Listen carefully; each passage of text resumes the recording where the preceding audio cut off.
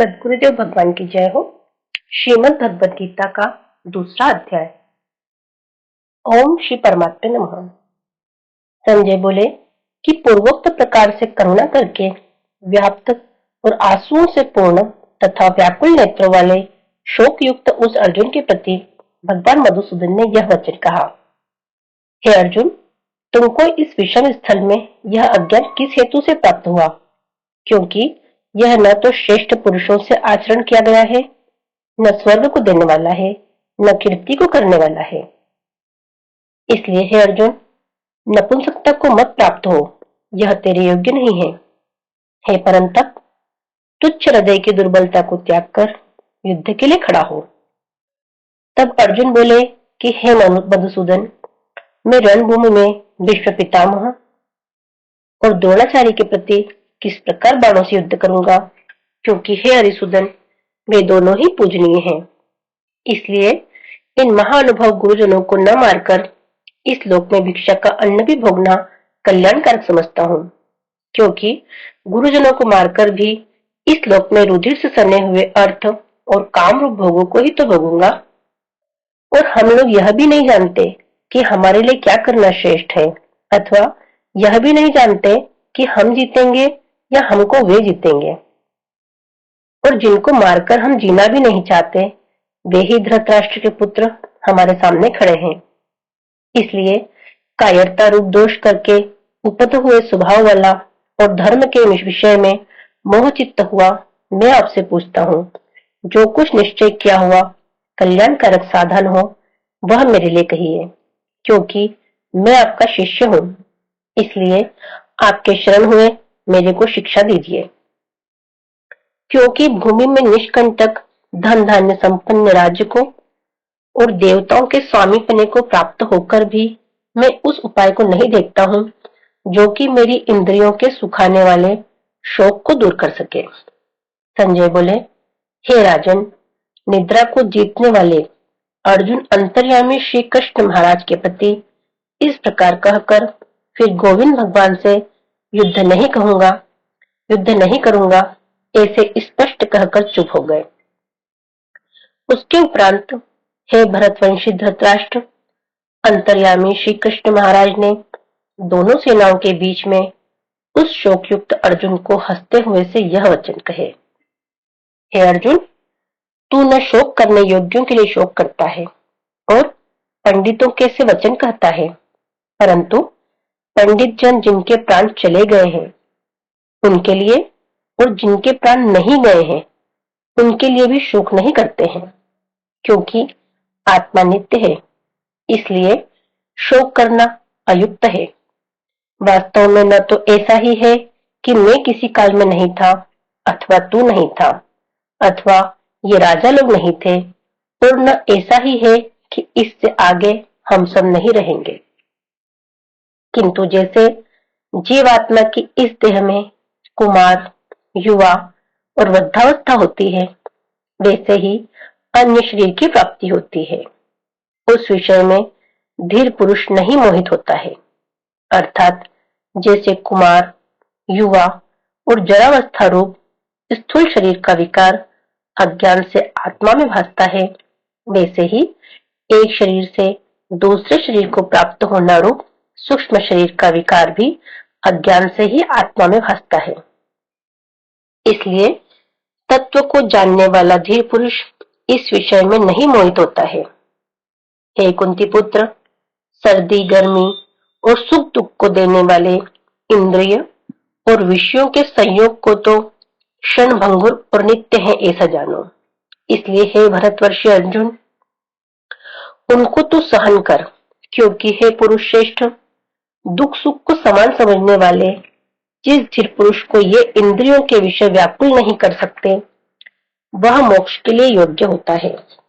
और हे अर्जुन, असत वस्तु का तो अस्तित्व नहीं है और सत का अभाव नहीं है। इस प्रकार इन दोनों का ही तत्वज्ञानी पुरुषों द्वारा देखा गया है। इस न्याय के अनुसार नाश रहित तो उसको जान कि जिससे यह संपूर्ण जगत व्याप्त है, क्योंकि इस अविनाशी का विनाश करने को कोई भी समर्थ नहीं है। और इस नाश रहित अप्रेमेय नित्य स्वरूप जीवात्मा के ये सब शरीर नाशवंत कहे गए हैं। इसलिए है भरतवर्षीय अर्जुन, तू युद्ध कर। जो इस आत्मा को मारने वाला समझता है तथा जो इसको मरा मानता है, वे दोनों ही नहीं जानते हैं, क्योंकि यह आत्मा न मारता है और न मारा जाता है। यह आत्मा किसी काल में भी न जन्मता है न मरता है, अथवा न यह आत्मा हो करके फिर होने वाला है, क्योंकि यह अजन्मा, नित्य, शाश्वत और पुरातन है। शरीर के नाश होने पर भी यह नाश नहीं होता है। हे प्रथापुत्र अर्जुन, जो पुरुष इस आत्मा को नाश रहित, नित्य, अजन्मा और अव्यय जानता है, वह पुरुष कैसे किसको मरवाता है और कैसे किसको मारता है। और यदि तू कहे कि मैं तो शरीरों के वियोग का शोक करता हूं, तो यह भी उचित नहीं है, क्योंकि जैसे मनुष्य पुराने वस्त्रों को त्याग कर दूसरे नए वस्त्रों को ग्रहण करता है, वैसे ही जीवात्मा पुराने शरीरों को त्याग कर दूसरे नए शरीरों को प्राप्त होता है। हे अर्जुन, इस आत्मा को शस्त्र आदि नहीं काट सकते हैं और इसको आग नहीं जला सकती है और इसको जल गीला नहीं कर सकते और वायु नहीं सुखा सकता है, क्योंकि यह आत्मा अछेद्य है, यह आत्मा अदाह्य है, अक्लेद्य है और अशोष्य है, और यह आत्मा निसंदेह, नित्य, सर्वव्यापक, अचल, स्थिर रहने वाला और सनातन है। यह आत्मा अव्यक्त अर्थात इंद्रियों का विषय और यह आत्मा अचिंत्य अर्थात मन का विषय, मन का अविषय और यह आत्मा विकार रहित अर्थात न बदलने वाला कहा गया है। इससे हे अर्जुन, इस आत्मा को ऐसा जान, तू शोक करने योग्य नहीं है, अर्थात तुझे शोक करना उचित नहीं है। यदि तू इसको सदा जन्मने और सदा मरने वाला माने, तो भी हे अर्जुन, इस प्रकार शोक करने को योग्य नहीं है, क्योंकि ऐसा होने से तो जन्मने वाले की निश्चित मृत्यु और मरने वाले का निश्चित जन्म होना सिद्ध हुआ। इससे भी तू इस बिना उपाय वाले विषय में शोक करने को योग्य नहीं है। यह भीष्मादिकों के शरीर मायामय होने से अनित्य है, इससे शरीरों के लिए भी शोक करना उचित नहीं, क्योंकि हे अर्जुन, संपूर्ण प्राणी जन्म से पहले बिना शरीर वाले और मरने के बाद भी बिना शरीर वाले ही हैं, केवल बीच में ही शरीर वाले प्रतीत होते हैं। फिर उस विषय में क्या चिंता। हे अर्जुन, यह आत्म तत्व तो बड़ा गहन है, इसलिए कोई महापुरुष ही इस आत्मा को आश्चर्य की जो देखता है, और वैसे ही दूसरा कोई महापुरुष ही आश्चर्य की जो इसके तत्व को कहता है, और दूसरा कोई ही इस आत्मा को आश्चर्य की जो सुनता है, और कोई कोई सुनकर भी इस आत्मा को नहीं जानता। हे अर्जुन, यह आत्मा सबके शरीर में सदा ही अवध्य है, इसलिए संपूर्ण भूत प्राणियों के लिए तो शोक करने को योग्य नहीं है, और अपने धर्म को देखकर भी तो भय करने को योग्य नहीं है, क्योंकि धर्मयुक्त युद्ध से बढ़कर दूसरा कोई कल्याणकारक कर्तव्य क्षत्रिय के लिए नहीं है। हे पार्थ, अपने आप प्राप्त हुए और खुले हुए स्वर्ग के द्वार रूप इस प्रकार के युद्ध को भाग्यवान क्षत्रिय लोग ही पाते हैं, और यदि तू इस धर्मयुक्त संग्राम को नहीं करेगा, तो स्वधर्म को और कीर्ति को खोकर पाप को प्राप्त होगा, और सब लोग तेरी बहुत काल तक रहने वाली अपकीर्ति को भी कथन करेंगे, और वह अपकीर्ति माननीय पुरुष के लिए मरण से भी अधिक बुरी होती है। और जिनके तू बहुत माननीय होकर भी अब तुच्छता को प्राप्त होगा, वे महारथी लोग तुझे भय के कारण युद्ध से उपराम हुआ मानेंगे, और तेरे वीरी लोग तेरे सामर्थ्य की निंदा करते हुए बहुत से न कहने योग्य वचनों को कहेंगे। फिर उससे अधिक दुख क्या होगा। इससे युद्ध करना तेरे लिए सब प्रकार से अच्छा है, क्योंकि या तो मरकर स्वर्ग को प्राप्त होगा अथवा जीतकर पृथ्वी को भोगेगा। इससे हे अर्जुन, युद्ध के लिए निश्चय वाला खड़ा हो। यदि तुझे स्वर्ग तथा राज्य की इच्छा न हो, तो भी सुख दुख, लाभ हानि और जय पराजय को समान समझकर उसके उपरांत युद्ध के लिए तैयार हो। इस प्रकार युद्ध करने से तू पाप को प्राप्त नहीं होगा। हे पार्थ, यह बुद्धि तेरे लिए ज्ञान योग के विषय में कही गई और इसी को अब निष्काम कर्म योग के विषय में सुन। जिस बुद्धि से युक्त हुआ तो कर्मों के बंधन को अच्छी तरह से नाश करेगा। इस निष्काम कर्म योग में आरंभ का अर्थात बीज का नाश नहीं है और उल्टा फल रूप दोष भी नहीं होता। इसलिए इस निष्काम कर्म योग रूप धर्म का थोड़ा भी साधन जन्म मृत्यु रूप महान भय से उद्धार कर देता है।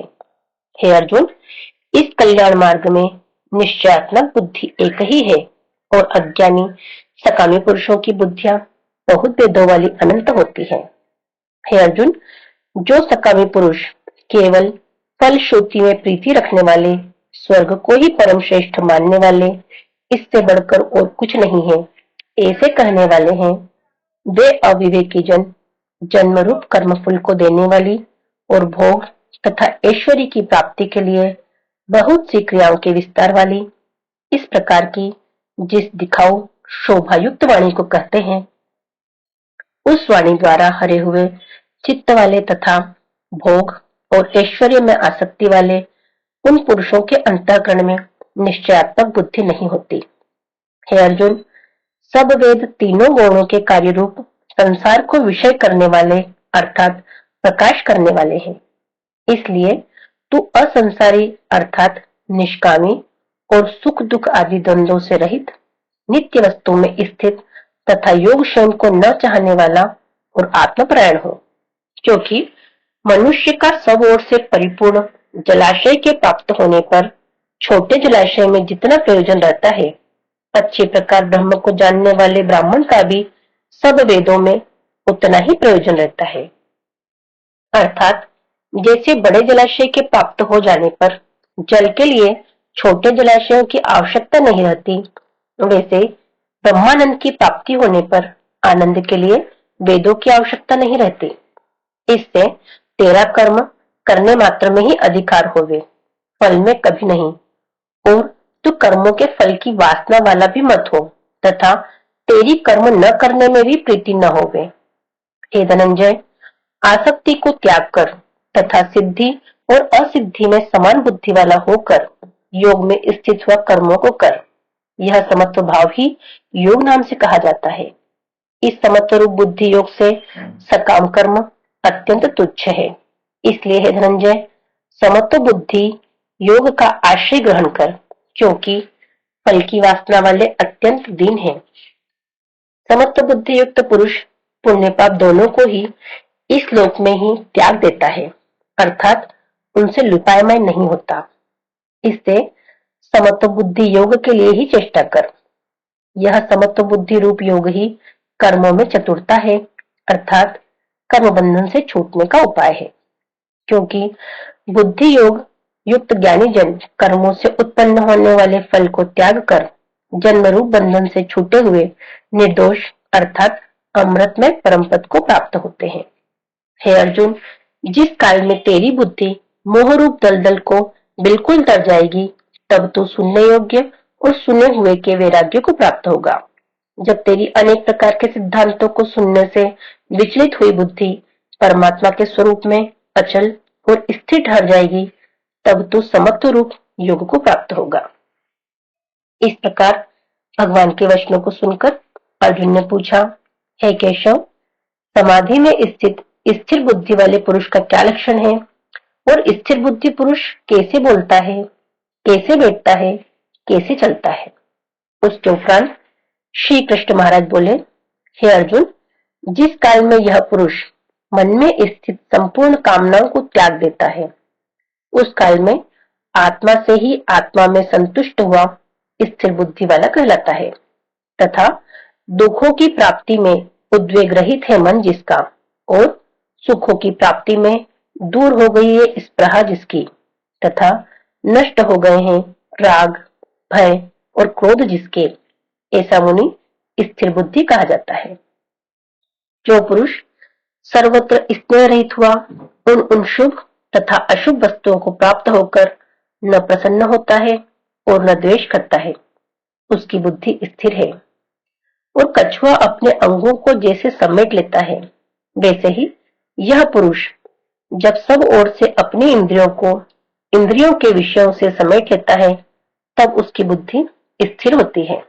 यद्यपि इंद्रियों के द्वारा विषयों को न ग्रहण करने वाले पुरुष के भी केवल विषय तो निवृत्त हो जाते हैं, परंतु राग निवृत्त नहीं होता, और इस पुरुष का तो राग भी परमात्मा को साक्षात करके निवृत्त हो जाता है।